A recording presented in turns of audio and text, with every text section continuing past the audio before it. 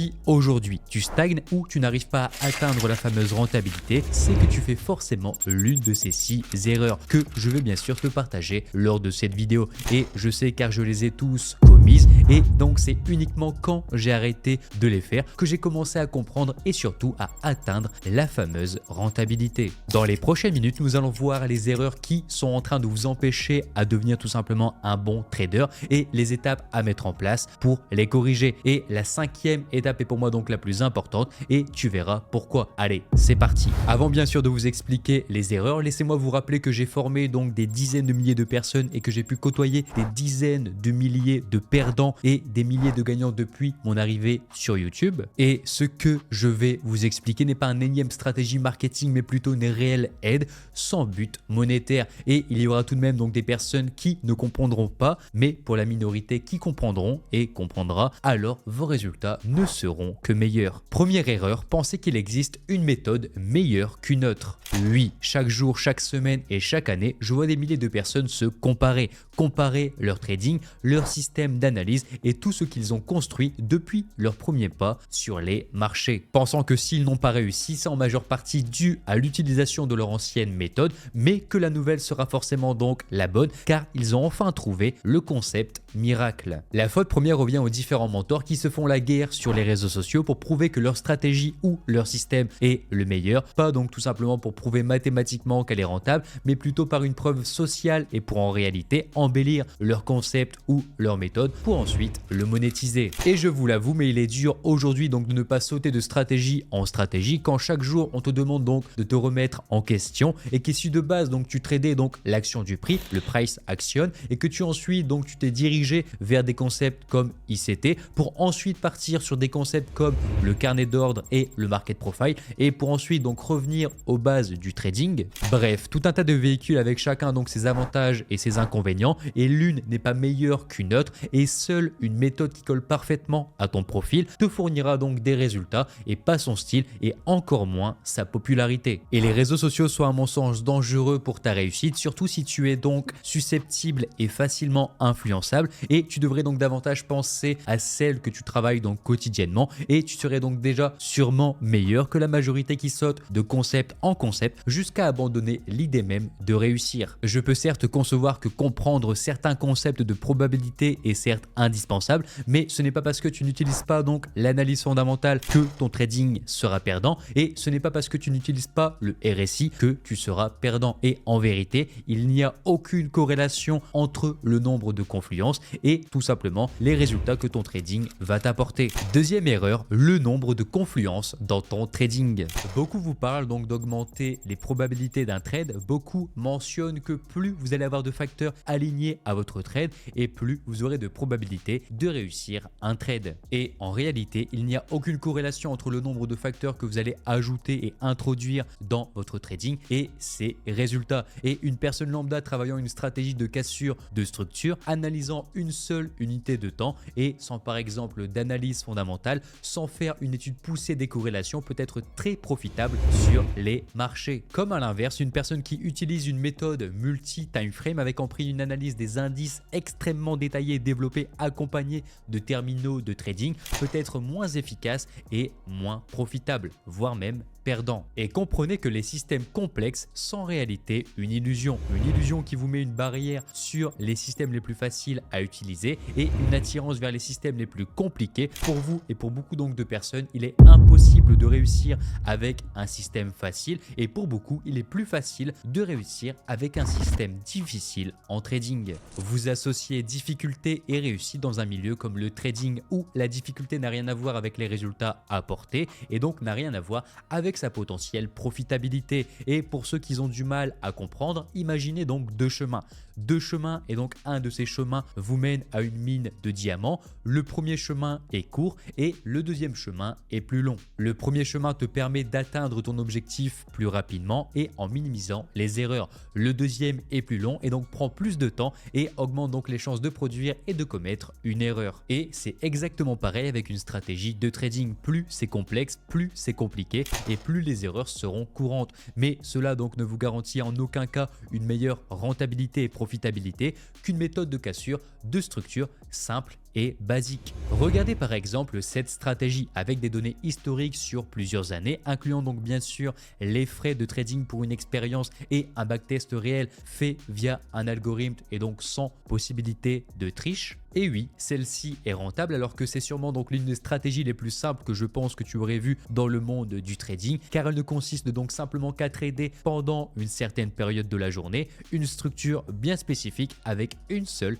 unité de temps. C'est en réalité aussi simple, mais comme dit précédemment, le cerveau humain ne veut pas donc accepter et donc accorder que la facilité peut apporter des résultats, même si tu montres de façon donc mathématique que c'est possible d'y arriver. Oublie donc d'utiliser tout ton catalogue de confluence et cela ne va pas t'apporter plus de profit et de profitabilité. Et n'associe donc jamais en trading complexité et profitabilité. Et une fois que donc tu auras compris cette erreur, alors ton trading deviendra plus simple d'accès et tu minimiseras donc les erreurs pour atteindre enfin la rentabilité. Troisième erreur, croire que les propres firmes vont te sauver la vie. Oui, beaucoup de débutants misent leur réussite et leur avenir sur les propres firmes et n'ayant généralement pas assez d'épargne et voulant utiliser cette solution qui est tout simplement de se faire financer. Malheureusement, la réalité est bien plus triste car seulement une minorité vont réussir en propre firme et quand je te parle d'une minorité, je ne te parle pas de l'étude de l'AMF qui démontre que 70% des traders indépendants sont perdants et je parle plutôt d'un témoignage et d'une statistique que donc quelques pourcentages de réussite sont accordés pour les traders propre firme. 3 à 2 à 1%. Oui, et si tu ne le savais pas, il est très compliqué de devenir un trader propre firme rentable sur le long terme, comme il est compliqué de devenir le nouveau Kylian Mbappé. Et il est très difficile car vous n'avez pas tout simplement la psychologie monétaire nécessaire pour trader avec des fonds aussi importants. C'est en réalité logique et c'est normal, mais personne ne veut monter les marches une par une, personne ne veut suivre un plan logique, mais préfère donc passer de salarié avec un salaire moyen à gérer des centaines de milliers d'euros. Non, ce n'est pas la solution et encore moins une porte de sortie pour quitter ton job et c'est peut-être même la pire idée que jamais entendue durant ces dernières années, c'est-à-dire quitter ton job en pensant donc devenir un trader propre firme aguerri. Reviens sur terre et je vais t'expliquer donc le cursus que tu devrais donc suivre en tant que trader. Tu vas déjà commencer à trader sur un compte en démonstration. Ensuite, donc tu vas passer sur un petit compte réel, puis évoluer vers un compte réel plus conséquent. Et là, tu vas me dire oui, mais si je n'ai pas d'argent ou d'épargne, et bien alors tu travailles. Oui, tu travailles et tu vas bosser comme tout le monde et tu économises pour te constituer ce capital. Ensuite, et donc seulement ensuite, après avoir atteint la rentabilité sur ton compte de trading réel sur une période assez longue, tu peux, et c'est un plus, donc potentiellement passer à un compte propre firme. Plus dans l'idée de venir donc l'alimenter ton compte réel déjà actif et profitable et pas tout quitter et partir sur un compte propre firme. Le compte propre firme est juste un arrosoir qui va venir enrichir ton compte de trading réel personnel et tu ne dois pas donc placer tous tes espoirs dessus et encore moins t'en servir comme porte de sortie car tu n'as pas assez d'argent et que ton job tout simplement ne te convient pas. Et sachez que j'ai vu des centaines de personnes perdre énormément d'argent en voulant à tout prix devenir un trader propre firme, en payant donc des dizaines de comptes à plus de centaines de milliers d'euros alors qu'ils auraient pu tout simplement investir tout cet argent dans un compte de trading réel chez un broker sécurisé et voient plutôt la propre firme comme un plus, un complément et pas comme un outil principal. Et pour moi, les sociétés propre firme durant toutes ces dernières années ont, je pense, donc accéléré la vitesse à laquelle un débutant va abandonner et c'est normal car après plusieurs challenges ratés, tu perds espoir et confiance en toi jusqu'à tout simplement abandonner. Quatrième erreur, ne pas abandonner trop vite. Oui, depuis quelques années, la tendance est d'apprendre vite, de faire vite et de gagner vite. Le monde est de plus en plus rapide et des plateformes comme TikTok réduisent votre concentration et vos motivations à rester devant un format long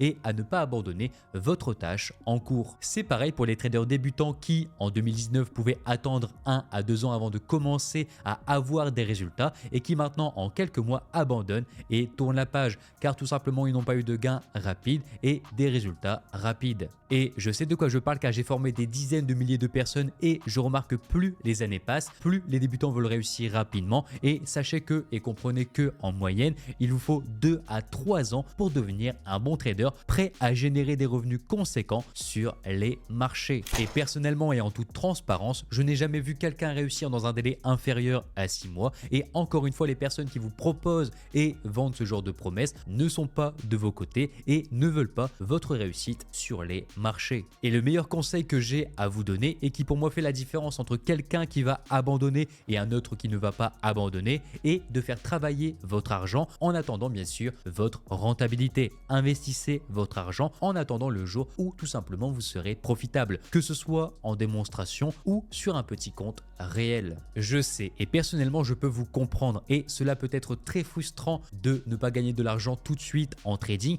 mais donc si vous voulez faire les choses correctement et de manière professionnelle, investissez donc votre argent dans des ETF ou des actions pour tout simplement faire croître votre futur capital de trading. Et au moins le jour où vous êtes rentable et vous voulez investir votre argent, votre capital qui était désigné pour le trading aura tout simplement fleuri et vous n'aurez donc pas perdu de temps.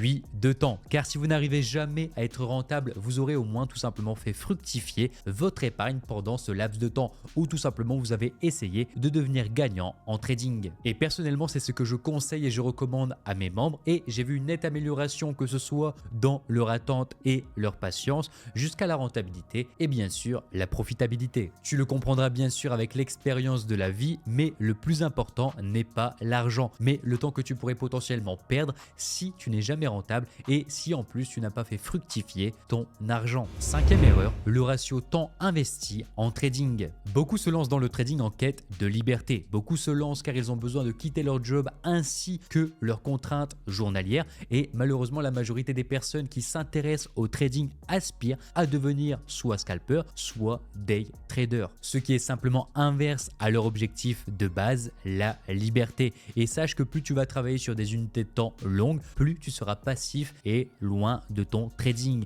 Et plus les unités de temps donc seront courtes, plus ton trading sera actif. Et personnellement, j'ai quitté l'armée pour chercher la tranquillité, pas pour ouvrir mes graphiques et mon broker de 7h à 16h tous les jours. Et il n'y aurait aucun intérêt à se lancer dans du day trading si ton objectif premier est d'avoir plus de temps libre que dans ton ancien boulot. Souvent, je remarque aussi que les gens associent plus de trades à plus de profit et plus de temps passé donc plus de profitabilité. Et la réalité est bien différente car si par exemple un day trader choisit 1% de risque par position et prend par exemple encore une fois 40 trades par mois, le swing trader lui n'aurait donc juste qu'à augmenter son risque par position pour avoir les mêmes résultats, même si bien sûr il prend moins de trades. Oubliez et surtout pour les débutants que la quantité de trades n'est pas égale à la profitabilité et si on parle donc de la ressource la plus précieuse qui est bien sûr le temps, dans le swing trading et pour un swing trader, cette ressource est grande alors que si tu travailles donc chaque jour pour par exemple du day trading, tu auras moins de cette ressource la plus précieuse qui est le temps. Profiter de vos proches et faire d'autres activités en dehors du trading est tout aussi important et ne finissez pas à 50 ans zombifié derrière un écran d'ordinateur comme j'ai pu voir donc sur YouTube et ce n'est vraiment pas une vie, enfin pas la vie que je pense que tu souhaites. Et maintenant, si je prends vraiment le cas le plus triste qui soit, souvent donc vécu par des centaines de milliers de personnes, se lancer dans une activité de day trader à temps plein et ne jamais atteindre la rentabilité. C'est à la fois triste mais à la fois mérité car eux aussi ont eu le choix donc de choisir leur méthode de trading. Car même si le swing trader subit le même échec, c'est-à-dire ne pas être rentable, il n'aura pas passé donc plusieurs années derrière un bureau en cumulant des centaines d'heures par semaine. Non, il aura perdu beaucoup mais beaucoup moins de temps. Bref, un conseil qui passera sûrement inaperçu pour les plus distraits mais qui sera vital si toi tu es en quête de liberté dans ton trading. Sixième erreur, être perdu. Et un des points communs donc des personnes qui n'ont jamais atteint leur objectif et qui n'ont jamais atteint la rentabilité ou une vie de trader réussie, c'est le manque de vision et le manque d'organisation. C'est bien de vouloir gagner de l'argent, mais il va falloir rendre ça réel avec un plan concret et factuel et commencer par vous fixer des objectifs donc bien sûr à court terme, moyen et long terme et pas comme je peux voir donc passer généralement être financé financer, générer 30 à 40 000 euros par mois en fin d'année, durant bien sûr ma première année avec un compte propre firme? Alors non, mais plutôt des objectifs logiques et gradués de façon à les rendre atteignables. Et je veux et je serai rentable sur d'abord un compte de démonstration, ensuite tu déposes un petit capital, je veux et je serai rentable sur un petit capital et tu enchaînes. Tu montes les échelons avec bien sûr le plus important, une organisation de vie qui sera donc le moteur de ta réussite, de tes projets et surtout de ta réussite en trading. Ta vie et ta gestion du temps sont un puzzle et tu dois trouver donc la bonne pièce du puzzle qui est une stratégie qui correspond à ton profil pour que ton puzzle soit bien construit. Tu dois être stratégique et planifier des choses. Tu le fais dans ton trading mais tu ne le fais pas dans la vie de tous les jours et dans ta vraie vie. Trouve ça triste et est toujours donc un plan B et toujours une porte de sortie et un coup d'avance pour ne pas être perdu. Sois vif, prêt en toutes circonstances et voilà qui pour moi donc est une très grosse erreur si bien sûr tu fais toutes ces erreurs. Et les mecs qui savent ce qu'ils font, où ils vont et ils ne sont pas perdus et à la ramasse ont tellement plus de chances de réussir et donc rejoins ce camp et n'aie pas peur d'être curieux, c'est aussi donc un critère de réussite qui pour moi est très important. Pour finir, je voulais dire que peut-être tu fais ou tu as fait donc toutes les erreurs que j'ai énoncées lors de cette vidéo, mais le plus important est de ne pas les refaire ou tout simplement les reproduire. Et une fois les 6 erreurs corrigées, crois-moi et vraiment crois-moi que ton approche et ta quête de réussite en trading n'auront jamais été aussi proches. Continue de bosser, ne sois pas distrait par les bruits des réseaux sociaux et si la vidéo encore une fois t'a plu, n'oublie pas de laisser un j'aime ainsi que ton avis sur quelle erreur pour toi est la plus courante et celle qui peut potentiellement donc entraîner les débutants à ne jamais atteindre la rentabilité. Merci d'avoir regardé cette vidéo, prenez soin de vos proches, c'est bien sûr encore une fois le plus important et je vous souhaite bon trade. Ciao.